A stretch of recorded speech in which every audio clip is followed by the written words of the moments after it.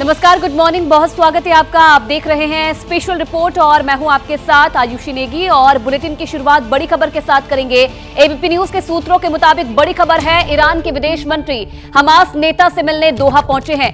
Hamas के सबसे बड़े नेता इस्माइल से मिलने पहुंचे हैं। शुक्रवार को हिजबुल्लाह के सबसे बड़े नेता से मिले थे। हिजबुल्लाह नेता हसन नसरुल्लाह से बेरूत में मीटिंग की थी। ये बड़ी जानकारी मिल रही है और तस्वीरें भी आप देख सकते हैं मुलाकात की। इजराइल के खिलाफ लामबंदी कर रहे हैं और ईरान के नेता मुलाकात कर रहे हैं। हमास पर कभी भी बड़ा अटैक हो सकता है इजराइल की तरफ से, लेकिन उससे पहले ईरानी विदेश मंत्री दोहा पहुंचे। अमेरिका और मिडिल ईस्ट में जंग का रिश्ता काफी पुराना है। खाड़ी युद्ध हो या सीरिया और इराक का सिविल वॉर, अमेरिका ने जो चाहा वो किया, मगर एक देश उसकी आंखों में कई सालों से खटक रहा है। क्या अमेरिका इस जंग के जरिए ईरान को बड़ा मैसेज देना चाहता है? सितंबर 2023 अमेरिका के साथ एक समझौता हुआ और ईरान ने उसके 5 नागरिकों को रिहा कर दिया। बदले में अमेरिका ने ईरान के जब्त किए गए $6 अरब लौटा दिए। ये वो रकम है जिसका जिक्र इजराइल हमास युद्ध के बीच सबसे ज्यादा हो रहा है। अमेरिका में चुनाव की आहट के बीच बाइडेन की डेमोक्रेटिक पार्टी की धुर विरोधी रिपब्लिकन पार्टी इसे मुद्दा बना रही है। अमेरिका के पूर्व राष्ट्रपति डोनाल्ड ट्रंप ने अगस्त में ही ये कहते हुए मोर्चा खोल दिया था कि इस रकम का इस्तेमाल आतंकवाद को बढ़ावा देने में होगा। Biden is giving $6 billion to the world's leading state sponsor of terrorism. Biden's ransom payment will be immediately used to stoke violence, bloodshed, and mayhem throughout the Middle East. अब इजराइल पर हमले के बाद हमास को Iran की शह का दावा किया जा रहा है। हमास की तरफ से किया गया पहला हमला 7 अक्टूबर को और उसके बाद इजराइल ने हमास को जवाब देने और उसको बिल्कुल खत्म करने के लिए एक बड़ा युद्ध छेड़ा है। और इस युद्ध में माना जा रहा है कि और बहुत से मुल्क भी शामिल हो सकते हैं। इस युद्ध का दायरा बढ़ सकता है क्योंकि ऐसा माना जा रहा है कि इस हमले के पीछे ईरान था और ईरान ने हिजबुल्लाह के साथ मिलकर हमास को इस हमले के लिए तैयार किया और हमास को बैकअप दिया, जिसकी वजह से ऐसा हुआ। इजराइल ईरान से तो अपनी दुश्मनी रखता ही है, लेकिन अमेरिका का साथ मिलने के बाद इजराइल कोई कमी नहीं छोड़ना चाहता। इसलिए बैटल ग्राउंड से लगातार हमास पे हमले किए जा रहे हैं। पहले ईरान से समझौता और अब हमास की पीठ पर ईरान का हाथ होने के दावे अमेरिका की बाइडेन सरकार पर सीधे सीधे सवाल उठा रहे हैं। सबसे बड़ा धक्का बाइडेन की छवि को लगा है। माना जा रहा है कि इससे उबरने के लिए बाइडेन सरकार अब ईरान को घेरने की तैयारी में जुट गई है। इसे आप यूं समझिए कि अमेरिका के सामने फिल वक्त में कई सारी चुनौतियां हैं। चुनौती एक नहीं है, चुनौती कई सारी, जिनमें से एक बड़ी चुनौती है कि अमेरिका की तमाम मदद के बावजूद रूस यूक्रेन वॉर में रूस लगातार डटा हुआ है। दूसरा, अमेरिका की चेतावनी के बावजूद रूस के पार्टनर ईरान का परमाणु कार्यक्रम जारी रखना, जो कि अब रफ्तार भी पकड़ रहा है। पिछले कुछ वक्त में ऐसे कई मौके आए जब ईरान और अमेरिका के बीच तनातनी साफ तौर पर बढ़ती दिखाई दी। बाइडेन के कार्यकाल में खाड़ी में अमेरिकी सैनिकों की लगातार बढ़ती तैनाती इसी का नतीजा है। अमेरिका ने ईरान पर नजर रखने के लिए हजारों सैनिक तैनात किए हैं। सबसे घातक स्टील्थ फाइटर जेट F-35 की भी तैनाती की गई है। इसके बावजूद न तो ईरान का परमाणु कार्यक्रम रुका और न ही वो स्ट्रेट ऑफ हॉर्मुज में अमेरिका के आगे झुका। यानी कि मिडिल ईस्ट में जो ईरान की बढ़ती हुई ताकत है वो सीधे तौर पर अमेरिका को चुनौती देने लगी है और अमेरिका को ये कतई मंजूर नहीं है। फिर चाहे अमेरिका के खिलाफ लेबनान के आतंकी संगठन हिजबुल्लाह का सपोर्ट हो या फिर सीरिया में अमेरिकी विरोधी सरकार बशर अल असद की सत्ता का बचाव। मिडिल ईस्ट में रूस और चीन की एंट्री और ईरान की बढ़ती ताकत ने अमेरिका की महाशक्ति वाली छवि पर सीधा वार किया है। रूस की मदद से ईरान ने सीरिया में बशर अल असद की सरकार बचाई तो अमेरिका के निकलने के बाद इराक पर ईरान की पकड़ मजबूत हुई। वहीं चीन की दखलंदाजी के बाद सऊदी अरब और ईरान के रिश्ते भी सुधरे हैं। ये जो टाइमलाइन है, ये टाइमलाइन मिडिल ईस्ट में अमेरिका के घटते हुए रसूख का जीता जागता सबूत है और अब अमेरिका इसी रसूख को रिक्लेम कर रहा है। वो इसे फिर से वापस पाना चाहता है। हालांकि माना जा रहा है कि अमेरिका के लिए मिडिल ईस्ट में अपना रुतबा दोबारा हासिल करने का रास्ता उतना भी आसान नहीं है, क्योंकि ईरान, सीरिया, यहाँ तक कि इराक भी रूस के करीब माने जाते हैं, जबकि मौजूदा वक्त में रूस के साथ मजबूती से खड़ा दिखाई देने वाला चीन भी मिडिल ईस्ट पर पकड़ मजबूत कर रहा है। दूसरा, खाड़ी में अमेरिका का मजबूत पार्टनर सऊदी अरब भी अमेरिकी टेक्नोलॉजी पर पहले जितना निर्भर नहीं है। तेल रिफाइनरी टेक्नोलॉजी के मामले में तो सऊदी अरब आत्मनिर्भरता की ओर बढ़ रहा है। ऐसे में सुरक्षा ही एक वो बड़ी वजह है जो कि मिडिल ईस्ट में अमेरिका को प्रभावी बनाए रख सकती है।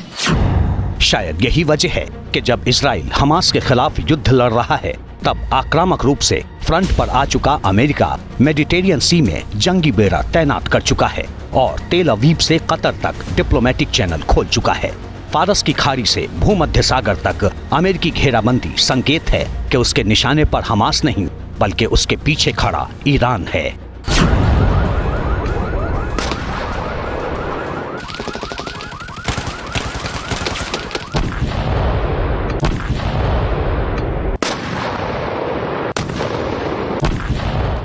खास बात यह है कि फारस की खाड़ी से अमेरिका एक तरफ जहां ईरान और उसके सहयोगी कतर को निशाना बना सकता है, वहीं भूमध्य सागर में उसके सहयोगी सीरिया, लेबनान और तुर्की को भी काबू में रख सकता है।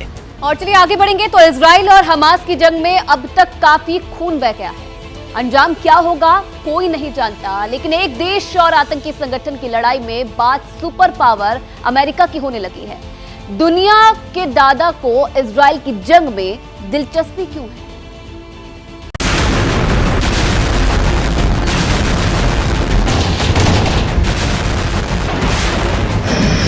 मिडिल ईस्ट में तबाही के चर्चे, इजराइल ने खोल दिए 4 मोर्चे।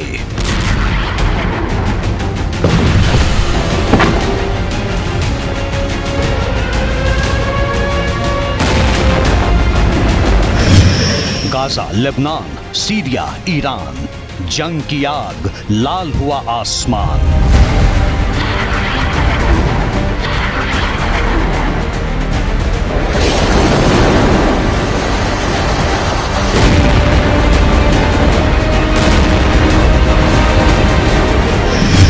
रिवेंज सीरीज का गाजा चैप्टर, रईसी के मुल्क तक खतरे का हूटर।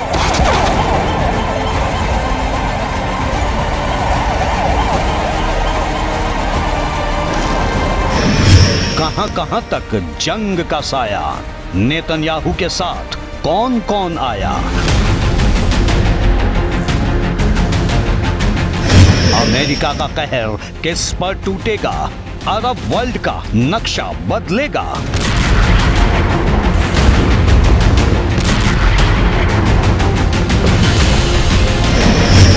हमास बना मोहरा, चाल के पीछे किसका चेहरा।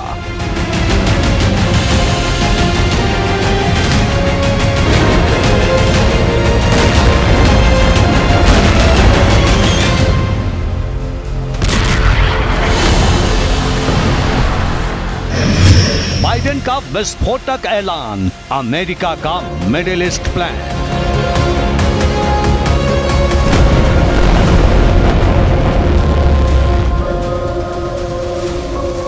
बढ़ेंगे बड़ी खबर आपको बता दें, अमेरिका ने मिडिल ईस्ट भेजा दूसरा युद्धपोत। इजराइल की मदद के लिए CVN-69 रवाना हो चुका है। विमान वाहक है दूसरा युद्धपोत। इजराइल के पास ही तैनात रहेगा युद्धपोत और एक युद्धपोत पहले से भूमध्य सागर में तैनात है। तो लगातार मदद दी जा रही है इजराइल को अमेरिका की तरफ से और विमान वाहक है दूसरा युद्धपोत जिसे इजराइल की मदद के लिए रवाना कर दिया गया है। CVN-69 इसका नाम है जिसे रवाना किया गया है।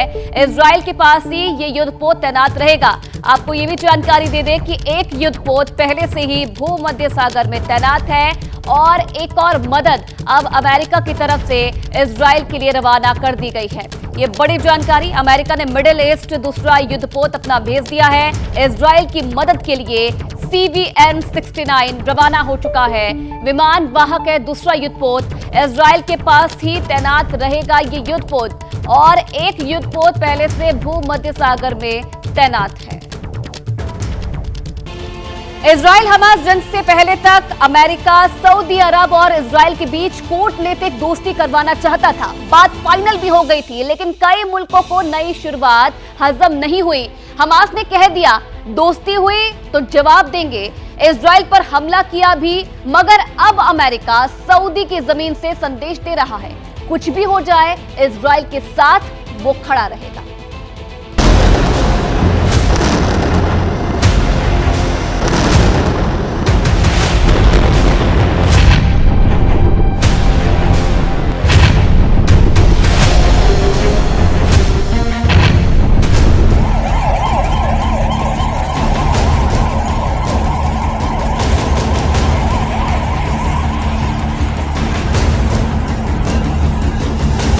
जंग इजराइल लड़ रहा है।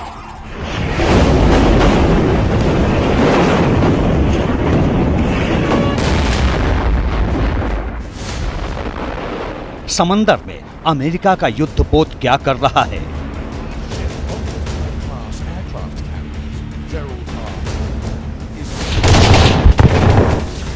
बम इजराइल बरसा रहा है। हुंकार अमेरिका क्यों भर रहा है? बारूदी घात प्रतिघात इजराइल और हमास में जारी है।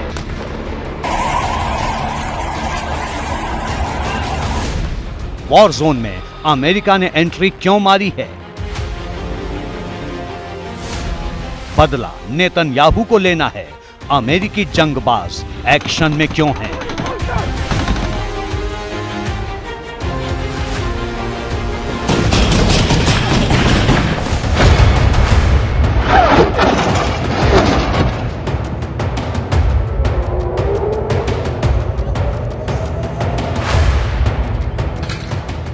सात अक्टूबर को इजराइल पर हमास के हमले से भड़के युद्ध को लेकर प्रश्न तो कई हैं, लेकिन सबसे बड़ा सवाल अमेरिका के एक्शन पर है। हम आपको हर सवाल का जवाब देंगे, इसकी फुल डिटेल देंगे, लेकिन पहले ग्राउंड जीरो का हाल जान लीजिए।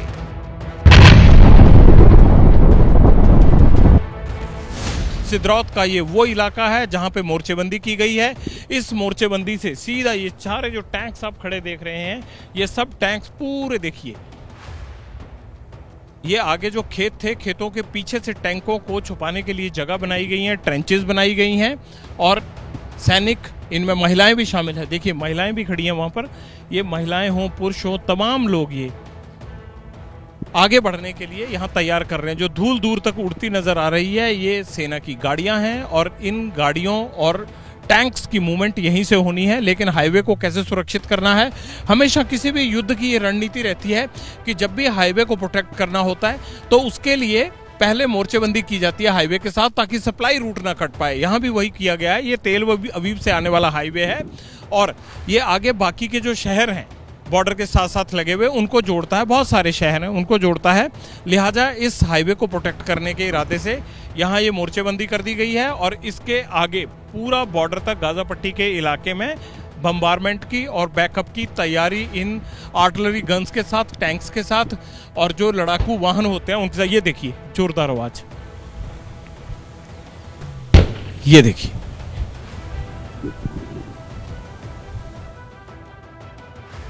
अब आपको एहसास हो गया होगा कि आप युद्ध भूमि में और धुआं निकल रहा है। देखिए जहां टैंक्स खड़े गए थे और आर्टिलरी गन का ये फायर किया गया है और ये फायर अब गाजा पर गिरेगा जाकर। ये सीधी तस्वीरें आप देख रहे हैं जो गाजा बॉर्डर के करीब, जहां से इजरायली आर्मी का पूरा युद्ध का ऑपरेशन चल रहा है, ये वही तस्वीरें हैं। ये धमाके देखिए आप। हम उसी जमीन पर खड़े हैं जहां से हमास पर हमले किए जा रहे हैं। इन धमाकों की आवाज आप सुन रहे होंगे। ये धमाके देखिए जहां से धुआं उठ रहा है वहां से किए जा रहे हैं और इन धमाकों के साथ ही अब थोड़ी देर में जहां पर ये गिरेंगे, यानी गाजा की उस जमीन पर ये गिरेंगे जहां पर ये दागे गए हैं। ये देखिए लगातार आप आवाजें सुन रहे हैं और पूरा मिलिट्री ऑपरेशन इजरायली सेना का यहीं से चल रहा है। जिस जगह से वो धुआं उड़ रहा है आप देख रहे हैं, काफी संख्या में वो धुआं उठा है। यही बैटल ग्राउंड है, यहीं से हमला बोला गया है और ये हाईवे के किनारे से ये डिफेंस फोर्सेस का पूरा गढ़ है जहां से गाजा पट्टी पर हमले किए जा रहे हैं। अभी आपने जो आर्टिलरी गन के फायर सुने, जो रॉकेट यहाँ से छोड़े गए उसकी आवाज़ें रुक रुक कर यूं ही आती रहती हैं। हम इंतज़ार कर रहे हैं कि फिर आर्मी की तरफ से कोई इस तरह की एक्टिविटी हो। वो जो जहाँ से धुआं निकल रहा है, देखिए यहीं से ये आर्टिलरी फायर हुआ है। टैंक्स की जो बैरल है वो देखिए किस तरह से गाज़ा बॉर्डर की तरफ है, और यहाँ पर पक्के इंस्टॉलेशन युद्ध के लिए बनाने की लगभग पूरी तैयारी हो गई है, और ये तब तक रहेंगे जब तक युद्ध खत्म नहीं हो जाता। हमास के खिलाफ इजराइल का मिशन सर्वनाश फुल स्पीड पकड़ चुका है, लेकिन हमास के दहशतगर्द भी मैदान छोड़ने को तैयार नहीं। लहू के एक एक कतरे का हिसाब बराबर करने पर अड़ी नेतन्याहू की फौज आसमान से रॉकेट और मिसाइल बरसा रही है।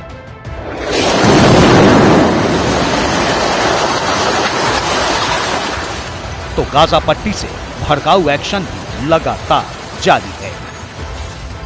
एक और रॉकेट अटैक हुआ है। मेरे कैमरामैन मान आपको दिखाएंगे, और साथ ही साथ हमें खुद शेल्टर की तरफ भी मूव करना पड़ेगा। मान run run run run run run. और ये देखिए मिसाइल, देखिए ठीक एक मिसाइल हमारे ठीक ऊपर, सायरन भी बज रहा है और मिसाइल को न्यूट्रलाइज कर लिया गया है। हमें यहाँ पर कोई बंकर नहीं है, इसलिए यहीं पर तुरंत ही झुकना पड़ेगा। वो देखिए दूसरा मिसाइल का बरा जा रहा है, एक के बाद एक, 3 4 5 मिसाइल्स सारी की सारी न्यूट्रलाइज की जा रही है। मान डक करो, क्योंकि यहाँ कोई बंकर नहीं है।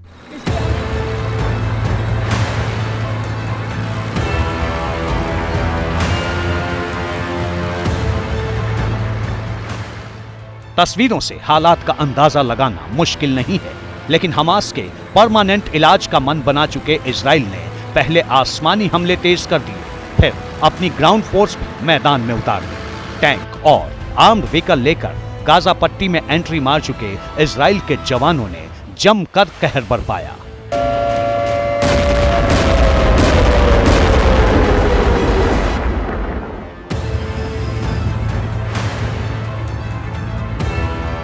हमास की कब्र खोदने की कसम खा चुका इजराइल अपनी पूरी आर्टिलरी पावर गाजा पट्टी के बॉर्डर वाले इलाके में पहुंचा रहा है, और एबीपी न्यूज के रिपोर्टर वहां की फर्स्ट हैंड रिपोर्ट आप तक पहुंचा रहे हैं।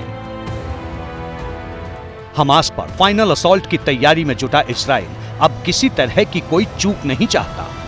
हमले की धार कमजोर न पड़े, इसके लिए रिजर्व फोर्स भी रेडी है। सबूत देख लीजिए।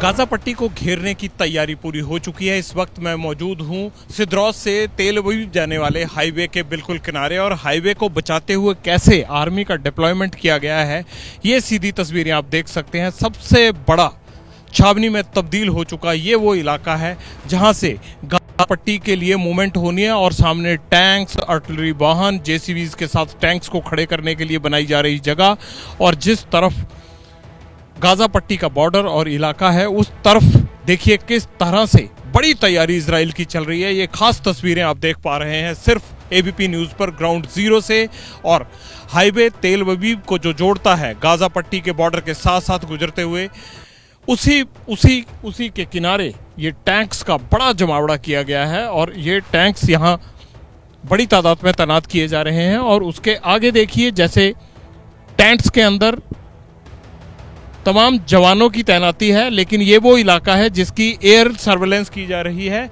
और ये कहा जा रहा है कि किसी भी तरह से जब गाजा पे हमला बोला जाएगा तो यही वो बैकअप देने के लिए टैंक्स और फोर्सेस हैं जो सीधे आगे बढ़ेंगे। इसी तरह की छावनियां जगह जगह गाजा बॉर्डर पर बना दी गई हैं, और इंतजार किया जा रहा है गाजा में एंटर करने का। एक बड़ी बात आपको बता देते हैं, वो बड़ी बात ये है कि गाजा के उत्तरी इलाके में जो नॉर्थ गाजा है उसमें ज़्यादा दिक्कत है, और उसी नॉर्थ गाजा को खाली करवाने की कोशिश इजरायली फोर्सेस कर रही हैं। और ये कहा जा रहा है लोगों को कि आप साउथ में चले जाएं।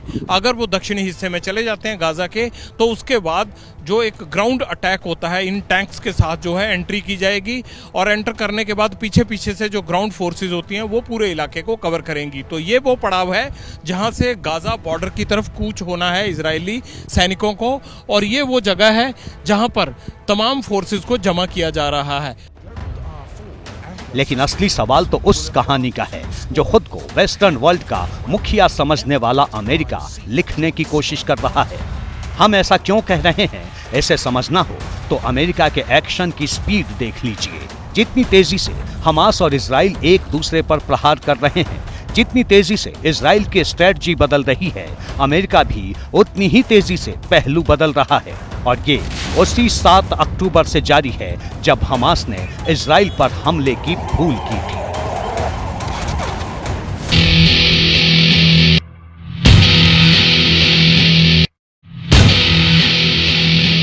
इजराइल को लेकर अमेरिकी एक्शन की जो फाइल हम खोलने जा रहे हैं वो सारा कंफ्यूजन क्लियर कर देगा। 7 अक्टूबर को हमास ने इजराइल पर हमला किया।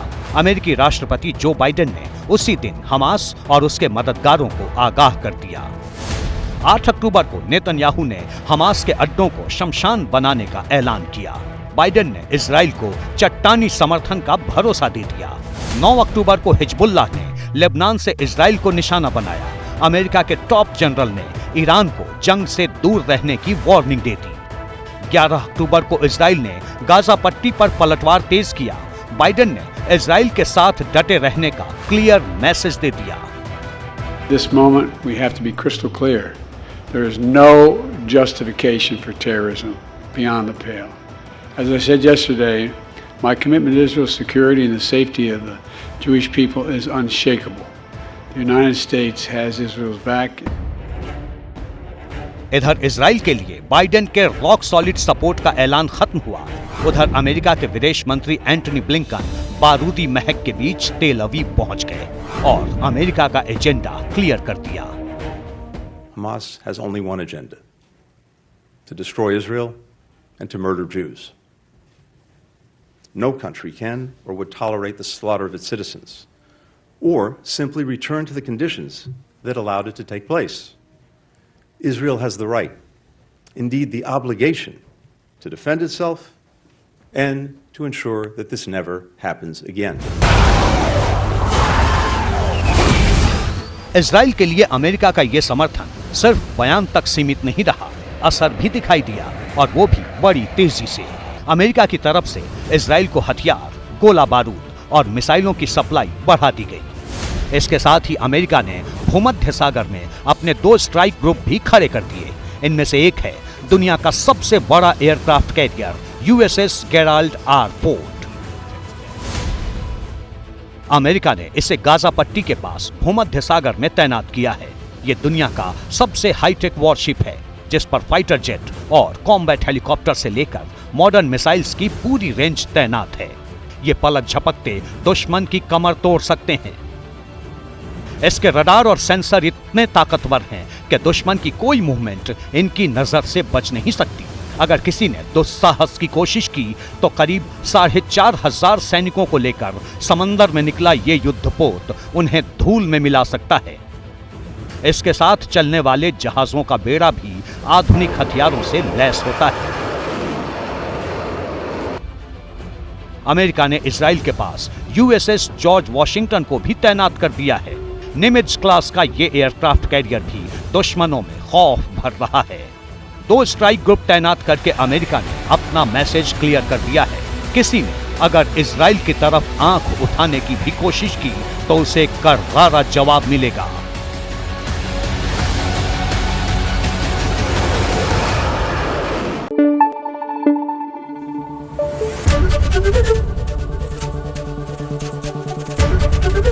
एबीपी न्यूज आपको रखे आगे।